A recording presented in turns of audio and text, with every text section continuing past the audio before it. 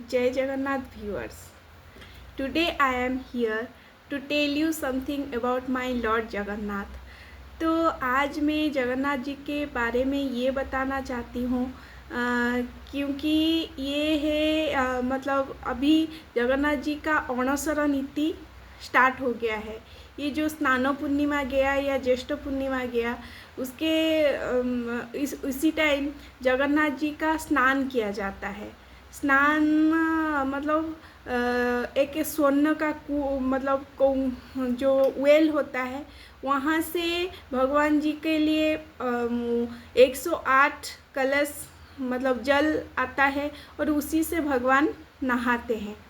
और ये मतलब स्नान पूर्णिमा मतलब स्नान किया जाता है। उसके बाद उनको बुखार आता है और इसी टाइम के दौरान मतलब दर्शन बंद रहता है। ये जो 15 डेज रथ यात्रा तक उनका दर्शन बंद किया जाता है। और जहाँ पे जगन्नाथ का रत्नवेदी है वहाँ पे आपको पट्टचित्र मिलेगा, मतलब पट्टदियों वहाँ पे पूजित होते हैं। मतलब विग्रह तो नहीं रहते हैं उधर क्योंकि उनको बुखार होता है, वो अणसर गृह में रहते हैं। उसी टाइम पट्टदियों पूजा पाते हैं। और एक मान्यता है कि चैतन्य देव जब आए थे मतलब पुरी में जगन्नाथ जी को दर्शन करने के लिए इसी टाइम ही आए थे और उनको दर्शन नहीं मिला था जगन्नाथ जी की। तो वो बहुत बेचैन हो गए क्योंकि वो परम भक्त थे चैतन्य जी, जो कि नाम का ज्ञान हमें देके गए हैं। ये नाम से ही भगवान को हम पा सकते हैं। तो वो जब दर्शन से वंचित हुए तब उनको पता चला कि एक नारायण के विग्रह हैं, मतलब अलारनाथ उनको बोलते हैं, जो कि मैं एक पहले वीडियो बना चुकी हूँ इसके बारे में, कैसे नीलमाधव के स्वरूप है जगन्नाथ जी। तो उन्हीं के स्वरूप एक है अलारनाथ जी। तो इस दौरान जब जगन्नाथ जी को बुखार होता है तब वो अलारनाथ के रूप में सारे भक्तों को दर्शन देते हैं। और श्री चैतन्य इसी टाइम जगन्नाथ की विरह में जाके अलारनाथ जी को दर्शन किए थे। तो उसी दिन से ये मान्यता है कि अगर मतलब अणसर नीति जो होता है वो बहुत गुप्त नीति होता है।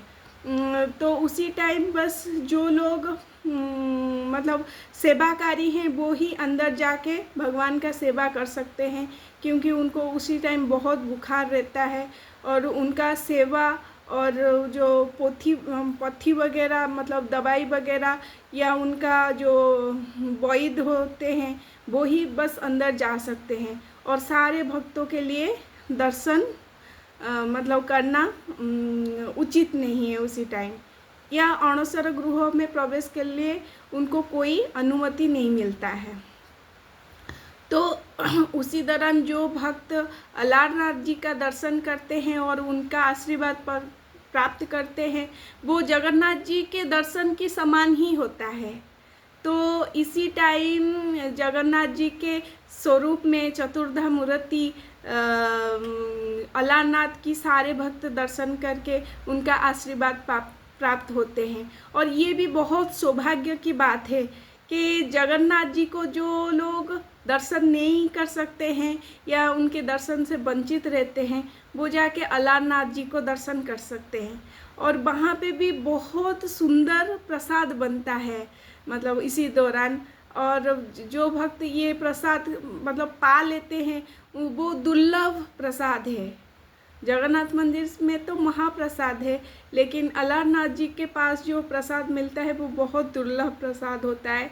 उसको मतलब आस रहता है भक्तों को जाके वो प्रसाद को पाए और अलारनाथ जी के दर्शन करें। तो ऐसे ही है मेरा मतलब जगन्नाथ जी, जिनके बारे में मैं जितना भी बोलूँ उतना कम है। मैं चाहती हूँ ये मैसेज सारे मतलब जिन जिन लोग के पास पहुँच रहा है वो लोग इस मतलब